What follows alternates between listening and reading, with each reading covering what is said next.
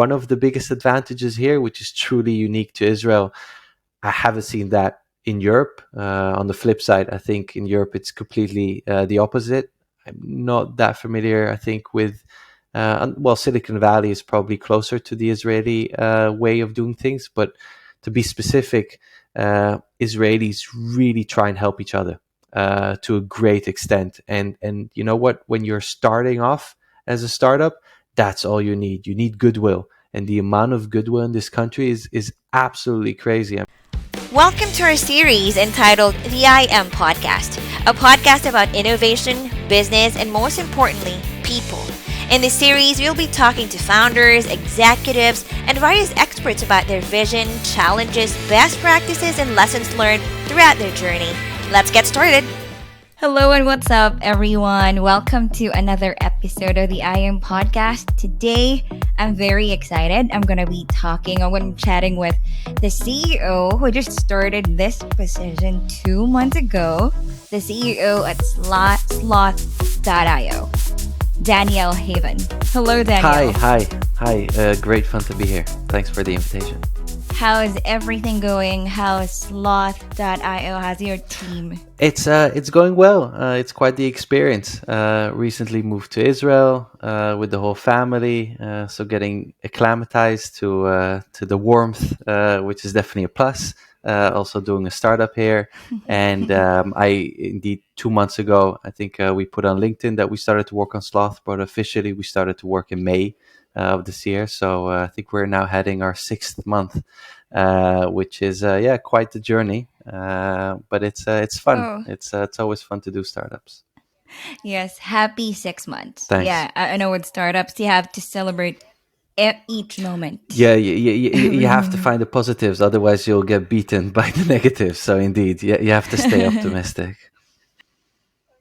Okay, yes. Speaking of the positive, tell us a bit more about you. So I've seen in one of the posts on LinkedIn, you have a top-notch track record. So please tell us more about you, your ventures, your expertise. Sure. Yeah. Daniel. So I'm originally from Amsterdam, the Netherlands. 2014, I launched my first venture called ProctorExam out of a self-frustration. Essentially, I was physically in Amsterdam, but I was studying online remotely at an American university. And after doing the first course for 2 months, wanted to do the exam and actually get the degree, the paper, to prove that I managed to successfully finish that course. But for the exam, I was requested to fly to the United States and actually sit in a small classroom on the campus. And that got me to research the market of online education. And I started to understand that even though the message of online education was very much around making education more accessible, no matter where you're located physically, when it came down to the exam and actually the gratification and the recognition of finishing a course, people still needed to travel. So we launched ProctorExam, a platform where we authenticated people behind the computer, and we continuously checked whether the person is doing the exams in the same security standards as if the person would be on campus. So not having another person in the room, not having an extra book to look into, really giving that integrity part back, even though the exam is happening remotely. And that was a great journey. Made all of the mistakes in the books. Was a first-time founder in Amsterdam, which, unlike Tel Aviv, definitely doesn't have the same startup ecosystem. Here, it's incredibly mature. People know how to find each other. You've got quite a lot of risk capital available.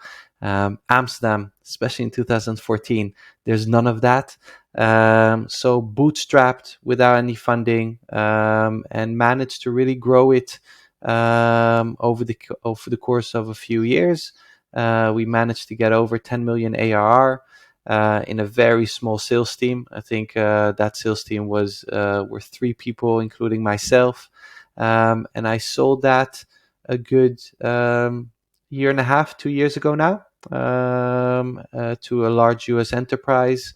And again, very grateful for that experience because from start to finish, really bootstrapped creatively, and it's the people within the team that really pushed it forward all the way up to the exit.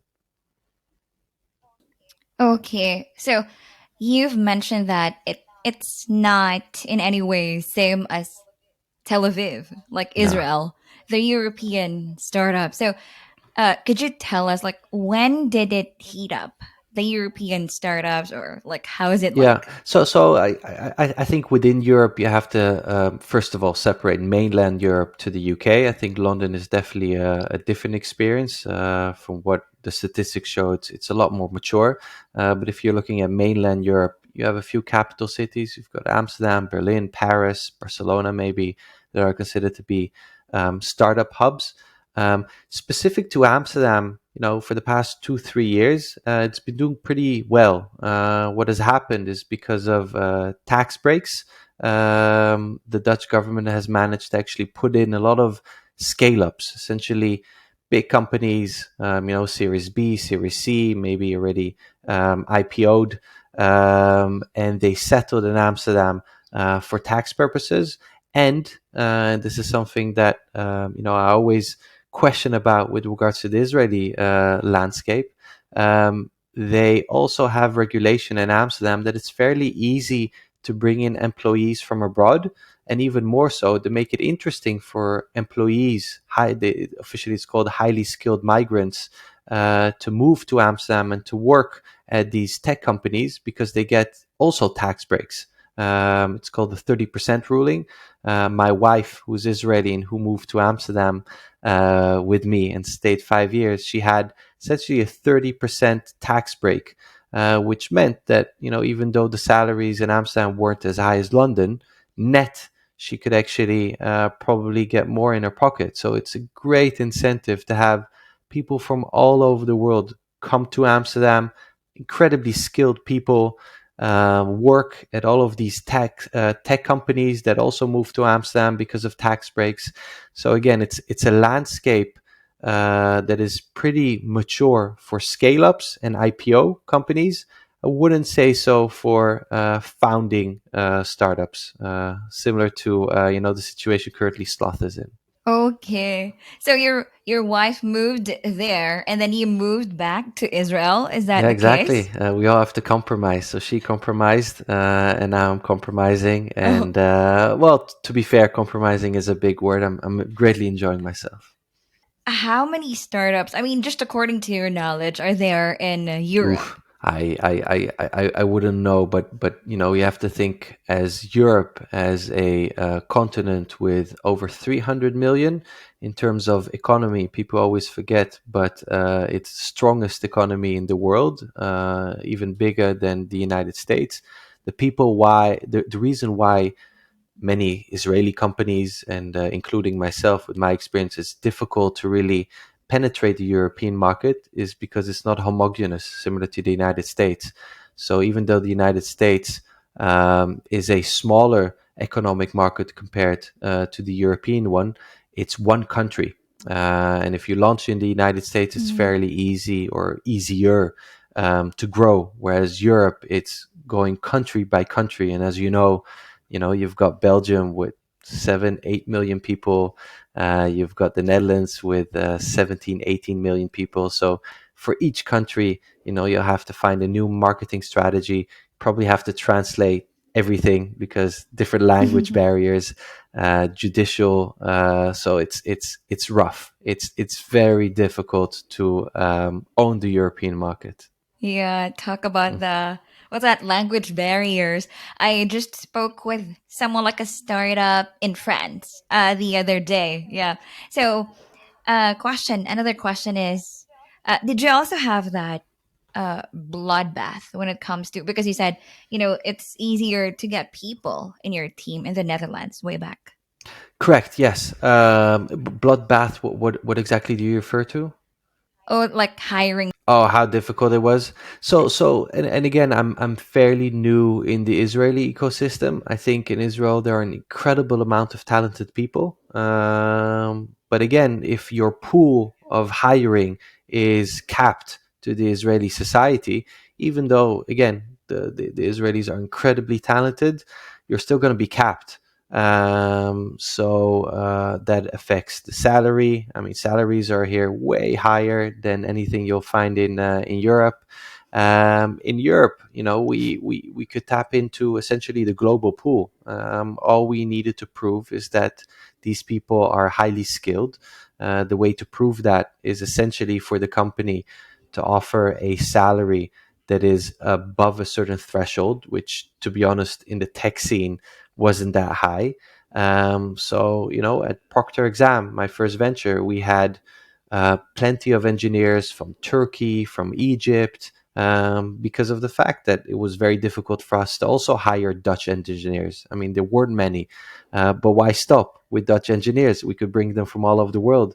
So it was a great experience, highly committed, because as you can imagine, when people move countries, that's quite the thing.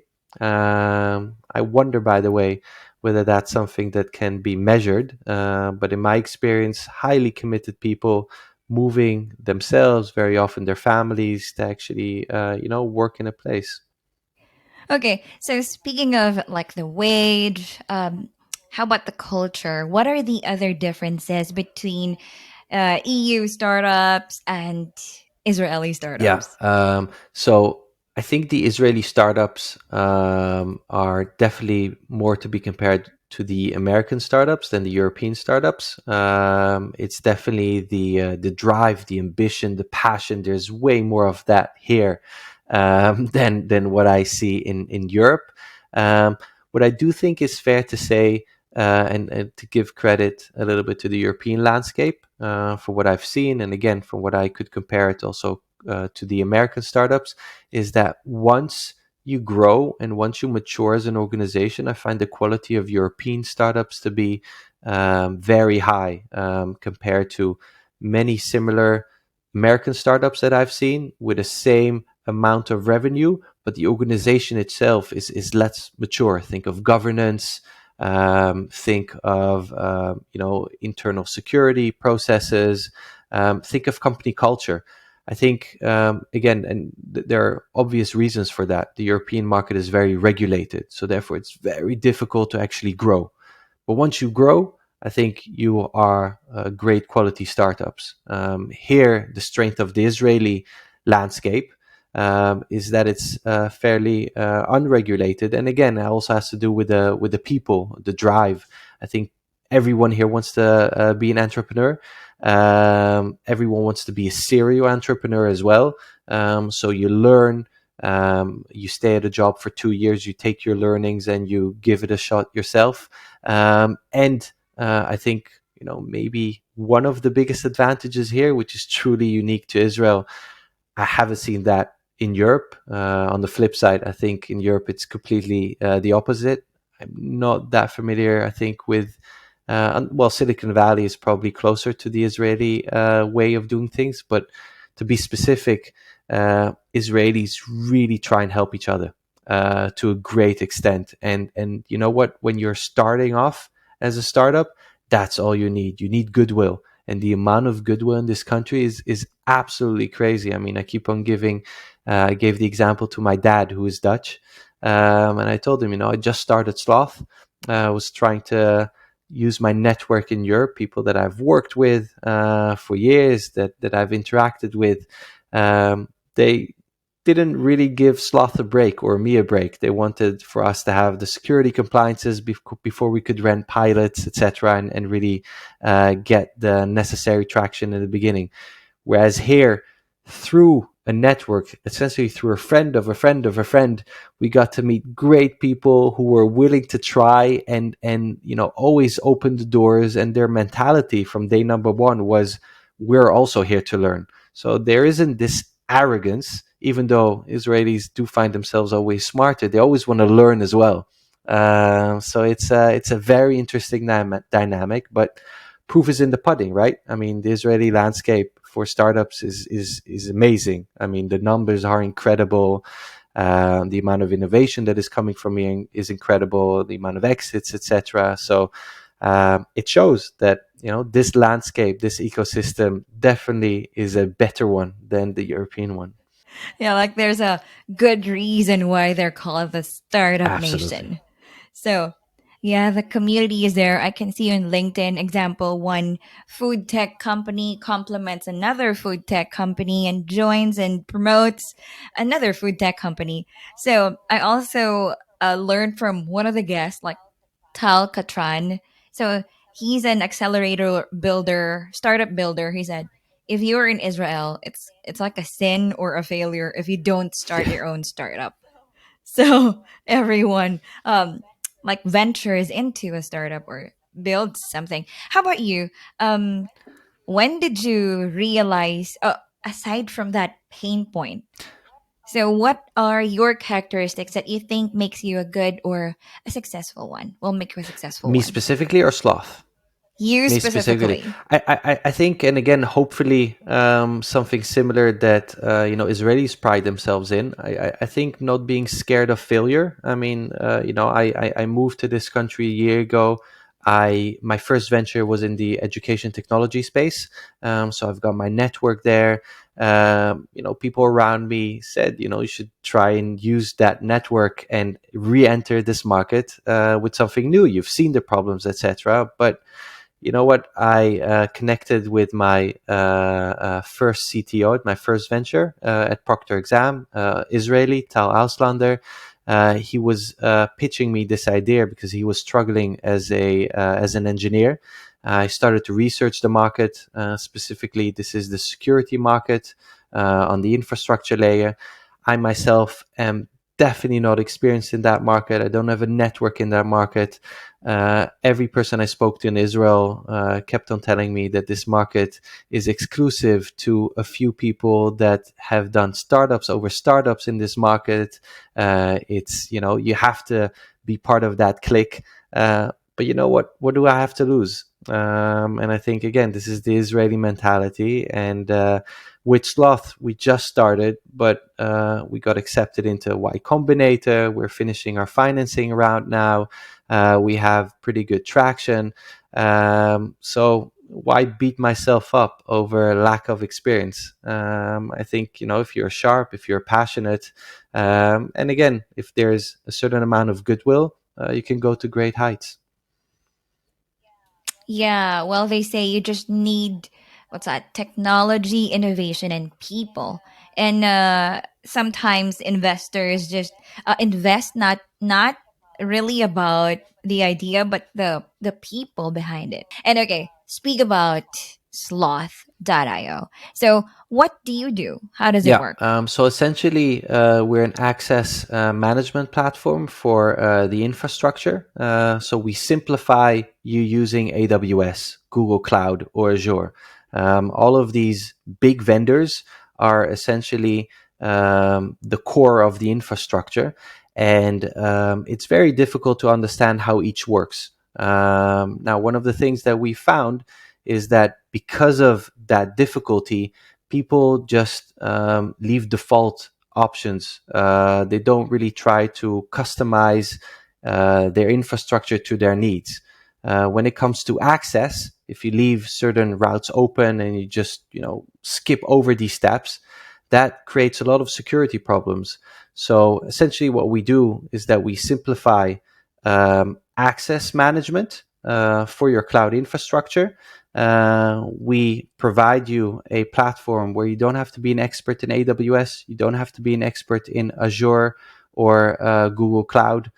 We use terminology that is easy to understand. We show you the low hanging fruit in terms of problems that you can easily remediate. Think of multi-factor authentication that isn't enabled. Think of unrotated access keys, people that essentially haven't changed their access keys for the past 90 days, people that have access to everything but don't use it, right? That's also a bad practice. Why have a chain of an insane amount of keys when you only use one key? It's a security risk. So that's really our the problem that we solve is the complexity within the infrastructure to manage access.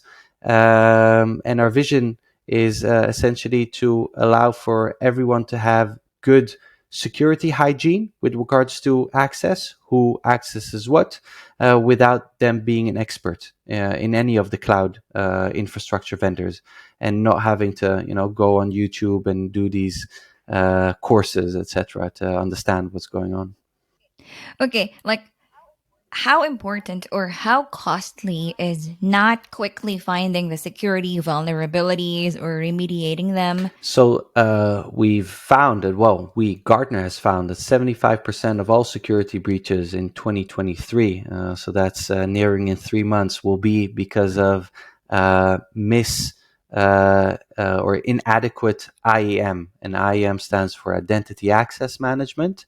Identity is very often treated by authentication, meaning understanding who's actually sitting in front of you, virtually very often.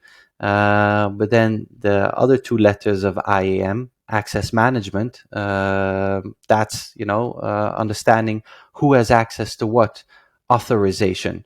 And not managing that, like I said, is a massive security problem. We keep on seeing at the big security breaches that you get control of one computer, an employee, and from there on, you essentially misuse all of the keys that the person has in order to expand and create big damage. So our way forward is essentially to understand what keys are actually used in order to open these doors. Make sure that we have a very good understanding how these keys are being used, but all of the other keys that the person doesn't use, let's remove them. There's no reason for a person to walk around with 10 keys in order to open 10 doors when they only open one door usually. What is the difference? I mean, or how are you better? Like, what's the killer feature? Do you want to talk about your technology? I think what we've learned is that a lot of the products in our space are very geared towards the security organizations, building a security product for security people. And we found that there is, number one, a lot of friction between security people and the employees because the interests are not aligned. Security people care about security, right? But engineers care about developing code and shipping code. Security is not part of the interest. So, how do you enforce security when it's not something that you're being paid for? I mean, for the sake of it, people can miss out on bonuses if the engineers start focusing on security and they don't deploy code. So, why the hell would an engineer focus on that?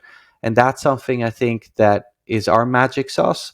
We are really trying to align with the engineers and focus on their KPIs, which is shipping code more quickly, and providing products and features that are essentially used by them, and still having the security people, the chief information security officer in the loop.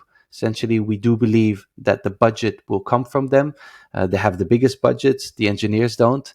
But we very view that persona as a buying persona, and also as an auditing person. They can audit and see indeed what's going on.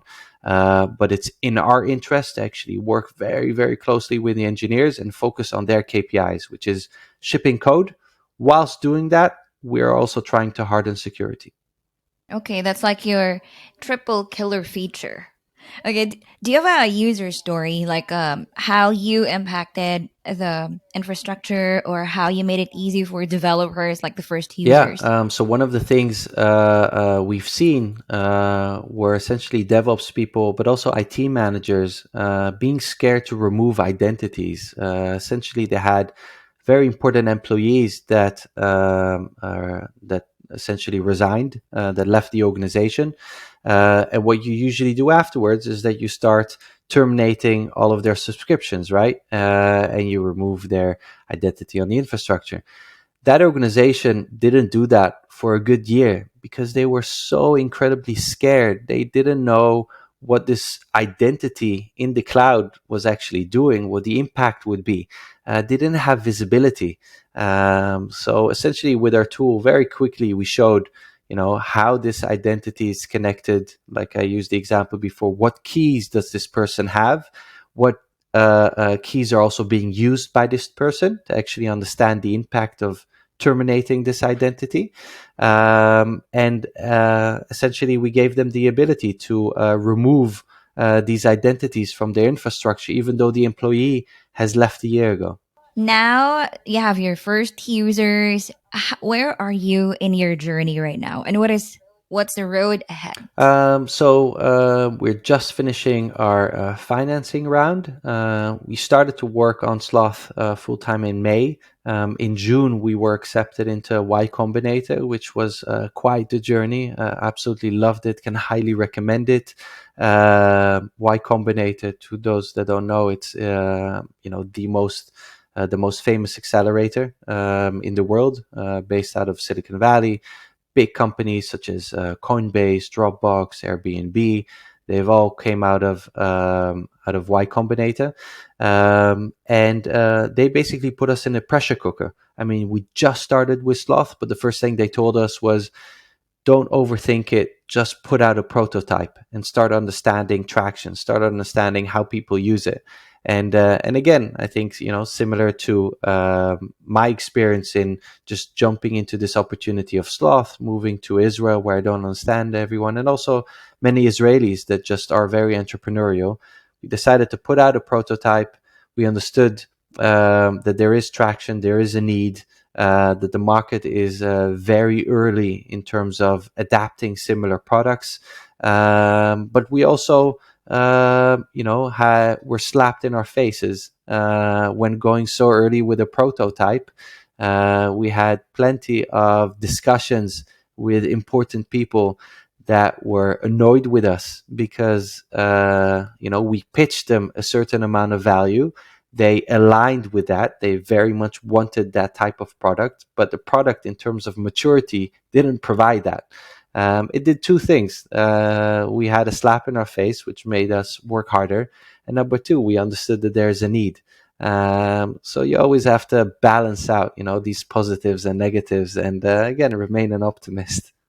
Yes, that's right. At least you know that there is a need, like validation. And Israelis are direct, right? So, I mean, how was it when it comes to culture? Were you shocked, or was there a culture shock when you got there? And So, yeah. so I think I come from the Netherlands. The Netherlands also pride themselves in being very direct. I don't know how many nationalities do the same, but I think again, the good thing about Israelis is that everyone feels like their family and a friend, and that definitely helps with regards to being even more direct.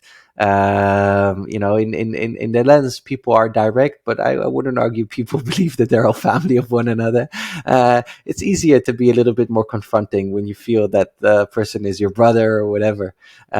So yeah, Israelis are direct, but again, I think they're direct, constructive. They wouldn't just say this is bad. They would say this is bad for reason X, Y, and Z. And to be fair, I've met so many Israelis that wouldn't stop with being constructive, but would actually introduce me to a person that could really actually help me. So again, all of these ingredients are here. I wouldn't say that they're present in Europe, and that's the way forward. I'm really impressed with the atmosphere here. How many people are now in your team? So we're currently four people. So really just starting off, and I think the focus for now is very much to really, really quantify the value that we provide. So I discussed, our case with engineers, making sure that we help them ship code faster and harden security. So now we have to make sure that we can actually quantify that, because just saying the words is not enough. And being in a stage where we have to harden our KPIs, we have to harden also our go-to-market strategy, validating how we can further grow, because initial traction is absolutely good. Doing market research is incredibly important, but then you have to start understanding, okay, how are you going to ramp up sales? That's definitely something that I think I learned also from ProctorExam. Ramping up sales to 10 million, to 20 million, to 30 million dollars, that's a different ball game. And that's when you have to start understanding also what your team looks like and how you can automate things. By the way, what is your biggest learning? I mean, coming out from the Y Combinator. Coming out from Y Combinator, I think the biggest learning is no matter what, always interact with the market. Don't stay on your little island and be scared from reaction. I think, at Y Combinator, similar to what you said also, they invest in people. In the case of Slauth, I mean, they decided to accept us and essentially invest $500,000 based on an idea that we had. They knew that we could still pivot left and right. They invested in the people. The people are the ones that won't give up, that will pivot, that will do the market research. I strongly believe that they made the right decision in investing in us. All the best to you and your team. So, if anyone wants to talk with you, or like the DevOps engineers who want to ship codes faster, harden security. Well, speaking of that, I would love to connect you to our DevOps engineer, have a talk, Absolutely. Yeah, no, I, right? I actually got to learn about your podcast through Indeed, your organization. Love your podcast. So that's a funny link. I was interested in the organization, ended up watching your podcast.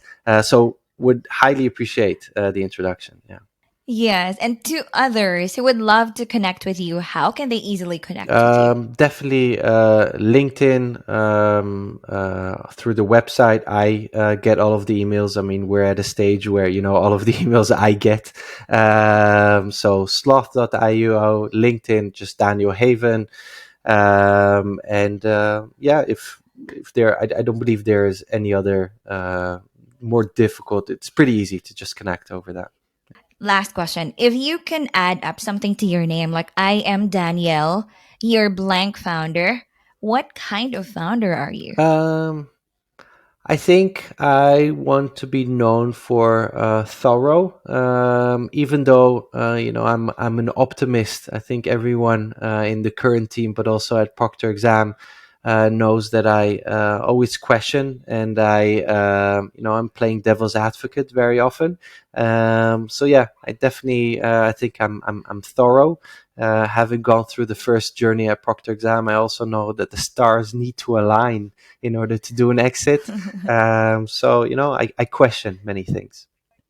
Okay, thank you. You're our first thorough founder. I mean, you're the first one who used that on the podcast.